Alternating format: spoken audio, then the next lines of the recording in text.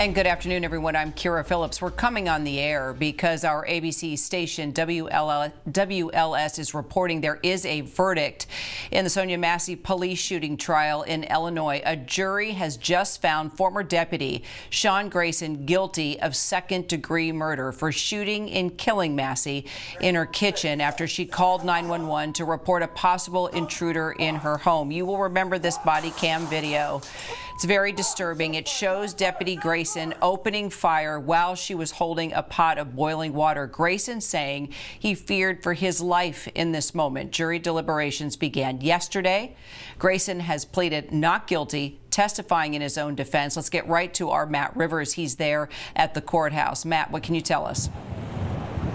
Yeah, so this just happened. Very tense scenes, of course, inside this courtroom. A trial playing out really in front of the eyes of the country. Everyone waiting to see what this verdict would be, coming down as guilty on a second-degree murder charge. The jury was charged by the judge to consider both a first-degree murder charge and a second-degree murder charge. They chose not to convict Sean Grayson on that first-degree charge, instead giving him a conviction on that second-degree murder charge. That carries a typical sentence between 4 and 20 years, but that's very different than the sentence that would have come down were a conviction to be had on the first-degree murder charge, which faced a minimum of 45 years to life. So the sentencing, very, very different between these two charges. So prosecutors getting their conviction here, but not getting the first-degree charge that many family members of Sonya Massey were certainly hoping to hear. We are going to hear from both the prosecutors and representatives of Massey's family at a press conference here shortly. No doubt they're going to be, at least members of the family, disappointed to some degree that first-degree murder charge was not to be had. And this coming from our WLS reporter that was in the courtroom, that the courtroom was very silent as the verdict was read. It was quick. Sean Grayson showed very little emotion. He stood stoically and made no comments. After the verdict was read, he held his hands out, he was handcuffed, and he walked away. Let's bring in our defense attorney and ABC News contributor, Brian Buckmeyer. Matt was just mentioning that we were going to hear from Massey's family. Apparently, Ben Crump has made a statement as he's been representing the family. Brian, what do we know?